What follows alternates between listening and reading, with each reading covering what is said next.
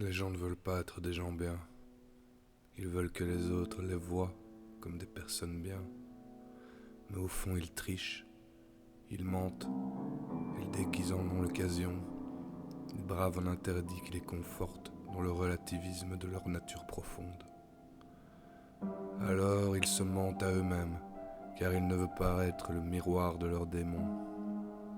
Pourtant, le porteur de lumière nous teste continuellement.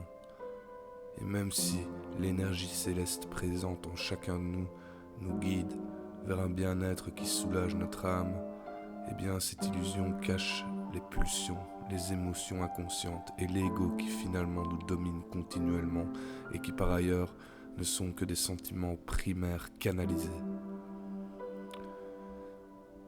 Nous savons ce que nous sommes au fond de nous. Nous ne maîtrisons pas tout, pourtant nous tentons de nous contrôler pour avancer vers d'autres chemins.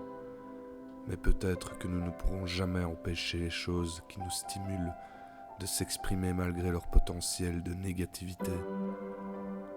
L'instant de plaisir d'une transgression est peut-être équivalent à la récompense acquise dans le réfrénement des envies. Sinon, ce ne serait pas un choix aussi important. Nous sommes des êtres imparfaits, évoluant dans un chaos de création. Nous, misérables sapiens, trouvons cela important, et pourtant ce n'est rien d'autre qu'une ligne de code dans l'équilibre de l'univers. Nos choix sont une illusion, et nous sommes nos propres guides. Des bergers sans troupeau qui essayent péniblement de rassembler les vestiges de notre conscience sans arriver à fermer la porte de l'enclos. Il n'y a aucune solution à l'envie inconsciente de souffrance et de destruction humaine. Notre corps lui-même est régi par la souffrance et le chaos. Il vieillit, il pourrit, et cet Armageddon de nos cellules nous brise jusque dans notre psyché. Nous ne voulons pas être seuls, et pourtant les épreuves que l'on accepte pour tenter de se compléter d'une quelconque façon à un autre humain sont d'une puissance qui parfois nous change au quotidien. Pourtant, rien n'a disparu, et le risque est de laisser s'extérioriser des frustrations qui détruiront d'un coup tout ce que nous avons construit. Au fond, je n'en veux à personne d'être comme il est.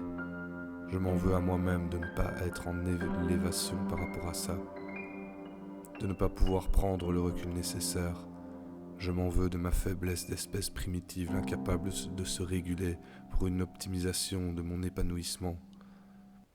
L'humanité, c'est la symétrie d'un chaos incontrôlé qui se donne l'illusion d'une stabilité de maîtrise par la construction de choix qui ne sont que des ordres subconscients qu'il est difficile de comprendre.